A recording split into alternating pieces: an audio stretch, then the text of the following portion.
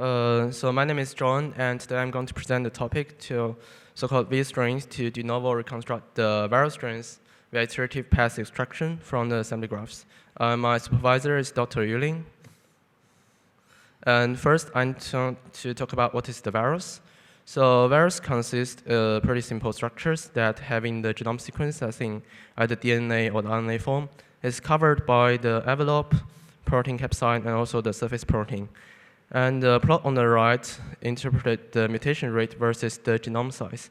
And the top left star indicates that the virus actually have a really short genome size, but it has a really high mutation rate.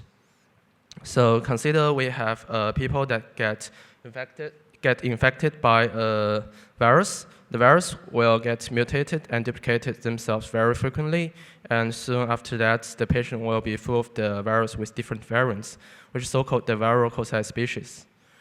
And if we have such a patient, current treatment may not be able to detect the virus that have a low strand abundance, but may only be able to tackle the strands that have higher abundance and try to treat on that. So the viruses got left up on this patient will still get the chance to mutate and duplicate themselves, which may lead the patient to be worse. So how do we discover the strands from such viral quasi-species data? So here's a brief introduction about the sequencing and assembly. So given the sample, we extract the DNA and RNA from the sample and break into the fragments. We're sequencing the fragments into the reads, and we have the assembly method to assemble the reads and hope to get back into the strands of the sample. And there's two types of the assemblies, where the first is de novo and the other is reference-based. And the reference-based assembly does not suit for the viral quasi-species assembly. Well, first, since viruses have a really high mutation rate, it is hard to get a chance to have a very accurate reference. And second, if the reference be found is collide with one of the strands within the sample, then when we try to align the rays onto the reference be selected, there will be biases that the variants will also be collided with the reference we selected, which may introduce the higher error rate for the reference-based assembly. So we decided to use the de novo assembly method in our approach. So there's also challenges for the de novo assembly. Well, first, we don't know the number of strands be hidden in the assembly graph, and it is hard to just enumerate all the passes in the assembly graph, since most of them are just false positive cases. And the context be reported by the assembler are likely to be collapsed to a shared reference, or it is more fragmented. And if one of the strains have really low abundance, it is hard to distinguish the variations for that strain versus the sequencing errors on the rate. So how can we improve from the de novo assembly results? So here's an overview pipeline of our VStrain. We start by getting the rates from the sequencing, and then we try to construct the assembly graph using the spades as a general purpose assembler. We pre-process the assembly graph built by spades, since it contains the double strandless feature that hard to just obtain the passes from the assembly graph that correspond to the viral strands. And we also try to use all available pair-end rates informations that can help us to further simplify the assembly graph, which is at the step 3. And at the final step, we try to extract the most confident passes in the assembly graph, and we'll also update the coverage of the assembly graph on the fly. And first, I talk about one of the pre-processing steps in our approach. Well, as I mentioned, that the spades have their vertices in double strandless feature, which means that the vertices in the assembly graph can be interpreted in two ways, either on its forward or its reverse strandless. So, for example, for the vertex U, it has its genome sequence in its forward as ACTTG, or it can also be interpreted as its reverse complement, which is CAAGT, and H that connecting two vertices for specific strands. For example, the HE1 is trying to connect from the forward strand of vertex U to the reverse strand of vertex V, which indicates that there's a fixed length overlap between those two vertices. And in this example, we have vertex V that got be used on double strands, which both its forward and reverse got used by vertex U and W, which is hard to just following the edges in the path that can correspond to a viral strain. So we introduce a flip operations that we can flip the HE2 to the E prime that can still ensure the overlap informations and can preserve the continuity of the assembly graph. But now we can correspond the path to a viral strains just by following the passes on the directed edges. And we're starting from an arbitrary selected vertex. For example, for the top left colored vertex, which got used by double strands, and we fix its strands to either forward or the reverse. And in this example, we just maybe fix it into the forward strand. And we notice that the edge at the bottom left is actually using the opposite strand of that vertices. So we can simply do the flip on that edge, and which will lead to the cases that the vertices that get used by double strand lists only be used by the single strand list right now. We perform those flip operations on the adjacent edges if conflict with the selected strands. And we iteratively perform the above steps on all the vertices until they all get the fixed strand list. And by doing so, we can establish the correspondence between the various strands and the directed passes. And after we analyze the strand list of the assembly graph, we try to find all available information from the pair and grids that can correspond to simplify the assembly graph further. So given the small assembly graph on the top, which we have vertex u, v, w, and recall that the edges connecting two vertices in the space only if they have a suffix, prefix, fixed length overlap. And space also using the iterative camera length up to 127 as its default settings. And in this example, we just use the camera length up to 4, which they have overlap of the 4. And we use the kmax plus 1 mer to uniquely identify the vertices u and w. And we can see that if there exists a pair and rays in both its forward and reverse, and there's a kmax plus 1 mer also collide in that rays, which is coming from vertex u and also coming from vertex w, then we know that it's more confident that the vertex u and w should belongs to the same variable string. So we can add a pair and linkage information to that. Notice that it is different to the way that space using the pair and link information, since when they're trying to construct the assembly graph, they get the pairs of the k-mers that be fixed lengths among the read pairs. But in our case, since we are trying to simplify the assembly graph, so we can make use of all available k-mer pairs in the pair and rays without any distance constraint. So we just add the p link between u and w to make it more confident that. And the next step is try to simplify the assembly graph by using the pair and links we just inferred and also coverage. So the two types of the branching vertices we have is either trivial or the non-trivial. The trivial branching vertices just means that we have a vertices and either its in degree or the out degree is less than or equals to 1. And the non-trivial branching vertices just means that both of its in degree and out degree is greater than 1. And the trivial branching vertices can be split into 2 with no doubt.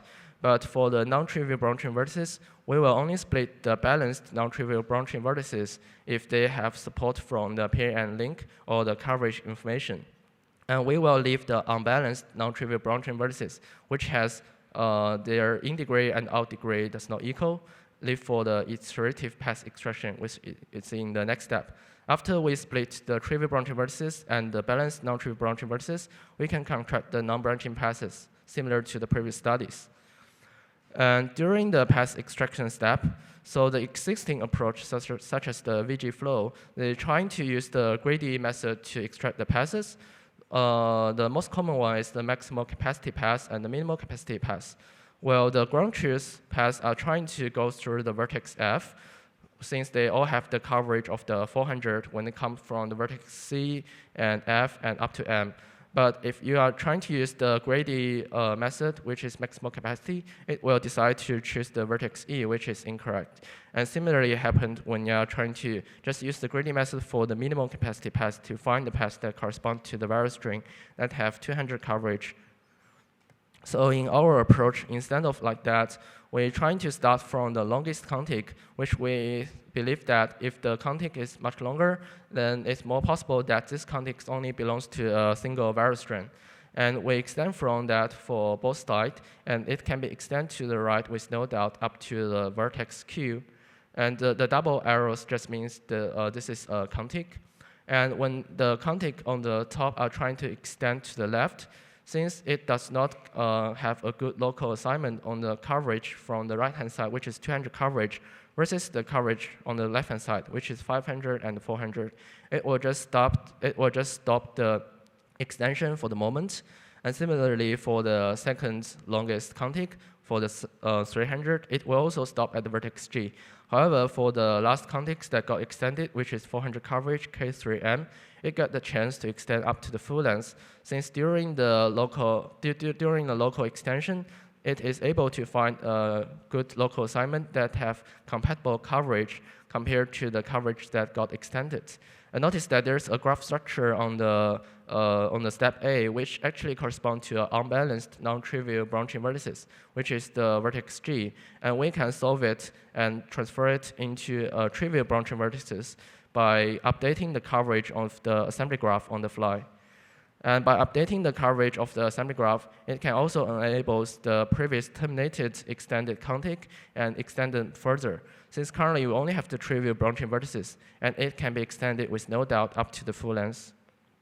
And we benchmark against the state-of-the-art assembly method, where the space is a general-purpose assembler, and the predihaplo is a reference-based strand-specific assembler, and the rest are all strand-specific assembler that is de novo. We have 3 simulated datasets and 2 real datasets to evaluate our method, and these datasets are commonly used to evaluate the viral quasispecies assembly results. And we evaluate the result using the meta-class since we have the reference. And the first dataset present is the 15 strands ZIKV simulated dataset, and this is the most complex one among our simulated datasets. And notice that space as a general purpose assembler compared to the strand-specific one, which is savage, does not obtain a good genome fraction and also does not obtain a good error rate. However, by using our VStrain, it's able to employ the assembly result produced by space and have much higher genome fraction compared to the previous, and also can make the assembly result to be more continuous by having much higher NG50, and we do not introduce much more errors compared to the initial assembly result. Where the VG flow is another post-processing tools that can employ the assembly result from the savage. It can maintain a similar genome fraction compared to the savage, but it also introduces even 7 times the errors compared to the savage. Well, the next one is a real dataset, which is 5 HIV lab mix. And in this dataset, we have the VIA-DBG as a de novo strand-specific assembler, obtain a pretty good genome fraction. However, it also obtained a pretty bad duplication ratio up to 30.54, which indicates that most of the strands be found by VIA-DBG are false positive strands. Well, in our case, the space, as usual, does not obtain a pretty good genome fraction, and also pretty low NG50 and worse error rate compared to the savage. However, by using VStrain, we're able to nearly double its genome fraction, maintaining a similar duplication ratio, and having much higher NG50 nearly to the full length, and we even have its error rate. Well, the VGFlow plus savage even give less genome fraction compared to the savage, and have double its duplication ratio. Although they got a pretty good NG50, you nearly get about 10 times the error rate compared to the savage itself. And in conclusion, our VStrain tried to reconstruct the viral strains from assembly graph. We canalized the strand list by reducing to the finding viral strands problems to path finding and extraction problems. We try to infer the parent links information by using all available k-value pairs without any distance constraint. And we try to extract the most confident strand-specific paths, and we will also update the assembly graph on the fly.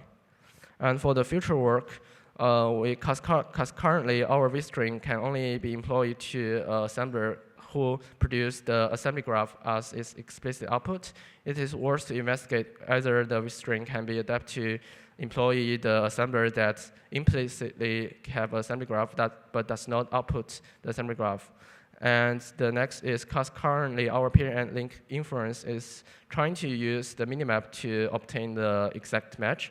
So there's ways to make it more efficient by using the hash functions to find the exact match. And lastly, we're trying to extend our method to handle the long-range datasets such that it is able for us to get through the more advanced organisms. And acknowledgement for my supervisor, Dr. Yuling, as my supervisor and advisor at ANU, who motivates, teaches, and discusses the project with me during my last year, and he guided me to the area of the bioinformatics when I start my second year of undergrad student, and engaged with me, talked a lot of fun fact about his research experience, although he passed away last year. And